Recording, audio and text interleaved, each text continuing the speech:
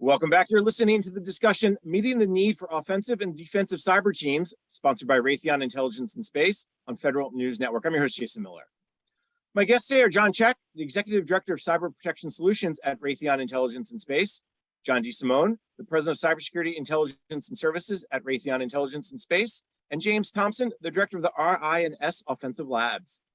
Before break, we're talking about the workforce, and there's one thing that James was talking about, as he said, we're really focused on three different skills: vulnerability research, binary reverse engineering, and computer network operations. But the one thing James didn't say was offense or defense in those. So let me ask John Check to maybe lead us off for this segment. Why is it important that you're not naming somebody who's offense or not naming someone who's defense, but really you're understanding both? Why is that important? Well, like we talked about earlier, Jason, you asked, is there a healthy competition between the offensive side and defensive side? Really, we're trying to remove that stigma. As John DeSimone mentioned, we're trying to manufacture the talent that we need to support all missions we have, right? To really have that person that understands both. And really, but historically, if you were a defensive track, you were trained very specifically, and you never really did some of the activities that James described. And so we're really focused on removing that stigma, recognizing that to truly be as effective as a cybersecurity professional can be, they really need to understand how both sides work, because that will lead to absolute aha moments where they'll realize, I know exactly what this attacker is doing, because this is how I learned about that activity, and they can think of a new way to defend that maybe we haven't thought of before.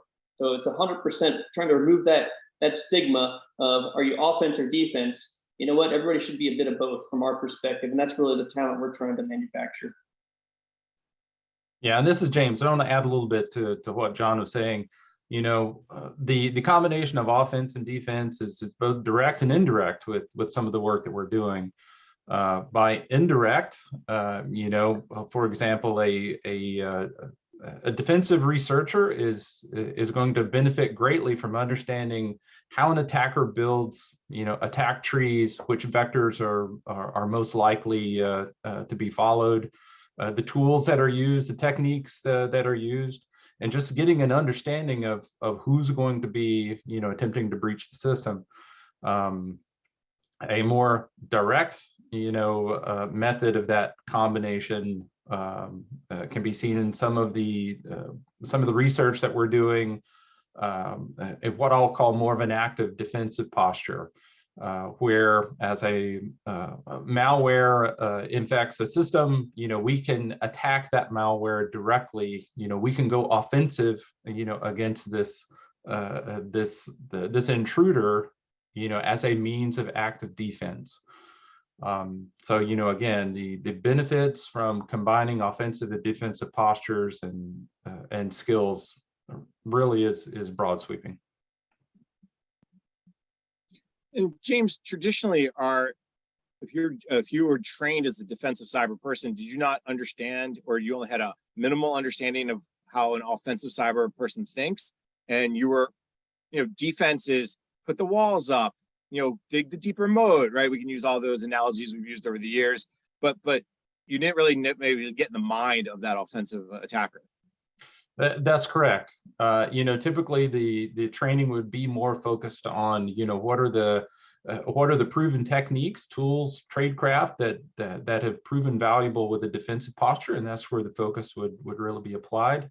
What we're trying to do with offensive labs is, we're trying to really instruct on, not only the face of the attack when it occurs, but also all of the tradecraft that goes on prior to the attack. How do you build fuzzers? How do you really weaponize, exploits that are known about a system? How is the research done? So we're really getting all the students in that mindset to be a really well-rounded engineer. And many times, and I'm no offensive or defensive cyber expert by any means, but many times my understanding is when you're on the attack, you're like water, right? You're finding the path of least resistance. What's the open door? Wait a minute, I don't want to break through the door. I want to just go through the open door. And I think defenders don't necessarily think in that realm sometimes. Right, and I think you're exactly right. The the old notion of, why break through the front door if you could just walk around the side? And that's exactly the mindset of an attacker, not only at the time of the attack, but all of the research that goes into, the time that you have the luxury of spending prior to the attack taking place is a strong advantage to the attacker versus the defender. And that is the reason why when we talk a lot about zero trust these days, and boy, do we talk a lot about zero trust these days, that's why offensive ideas and concepts become more important. Maybe John DeSimone jump in here a little bit and talk a little bit about why is offense a good defense for zero trust? Yeah, thanks, Jason. So what I kind of following on what James was talking about, I think where we see this going, right? When you think about zero trust, right, and you generalize it, it's obviously you get kind of micro segmentation of what's happening inside your enterprise, right? So you can understand the transactions that are occurring and be able to thumbs up or thumbs down them. So when you think about the offensive mindset, and the capability of shutting things down. So when your current defensive posture says, oh, do I have a problem? What do I do with the problem? I isolate, or do I need to disinfect and somehow?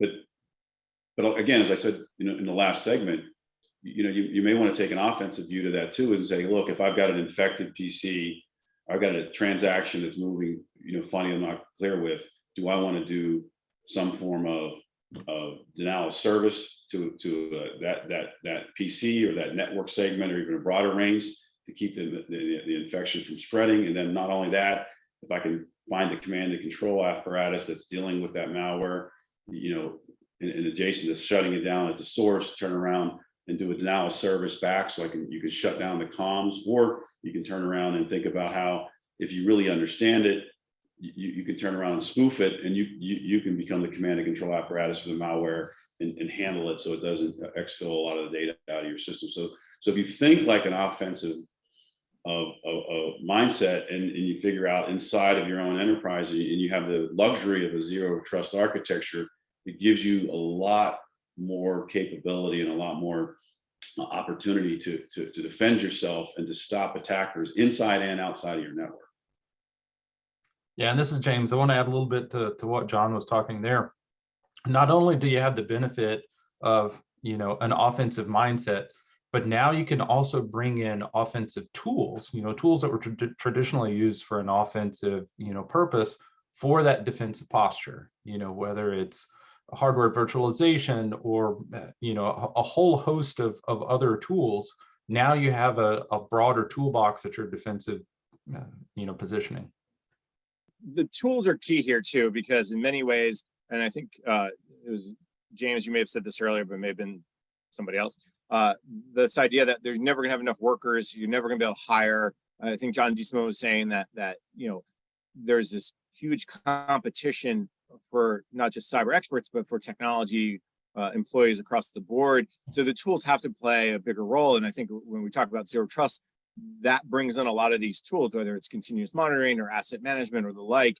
Maybe talk a little bit about the balance of tools and people, and what does that look like, and how to strike that balance.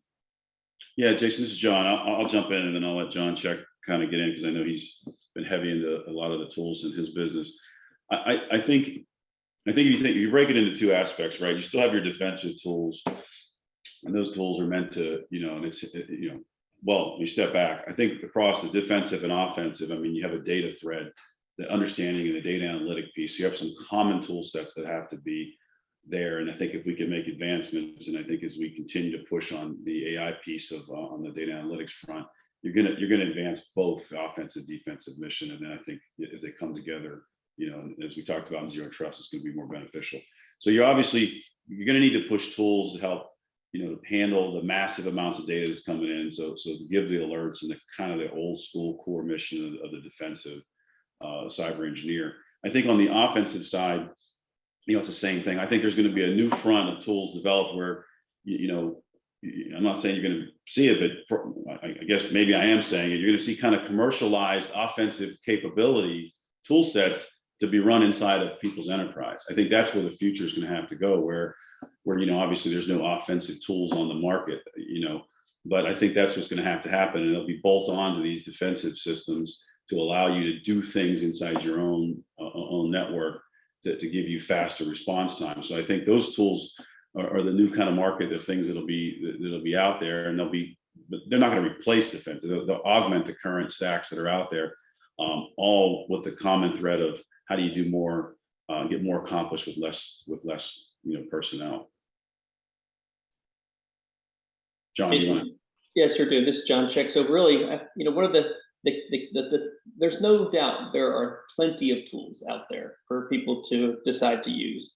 And it's the just install this, that just doesn't work, right? That is absolutely no way to ensure that you're going to get to a zero trust posture. It's really about what are you doing to configure, integrate, and really build those into your total active defense and how you're going to defend your enterprise against attackers.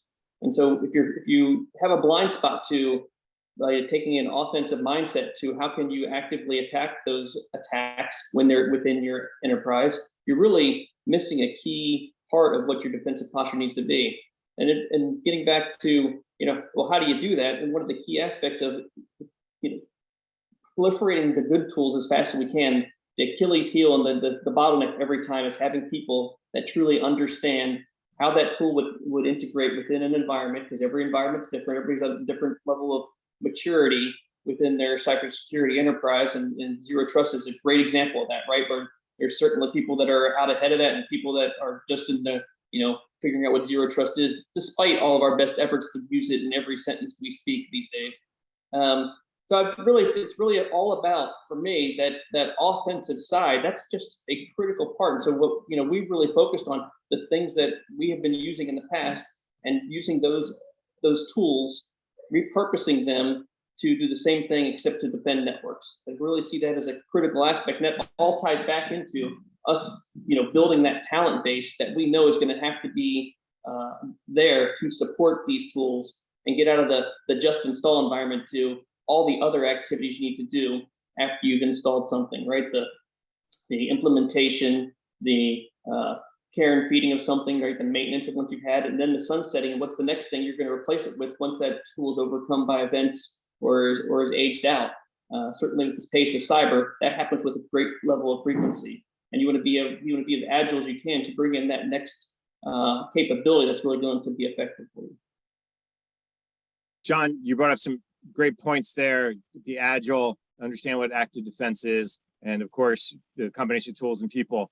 And unfortunately, that's where we're going to have to leave it for today because we're out of time. Gentlemen, this was a fascinating conversation. So let me thank my guests. John Check is the Executive Director of Cyber Protection Solutions at Raytheon Intelligence and Space. John DeSimone is the President of the Cybersecurity Intelligence and Services at Raytheon Intelligence and Space. And James Thompson is the Director of the Raytheon Intelligence and Space Offensive Labs.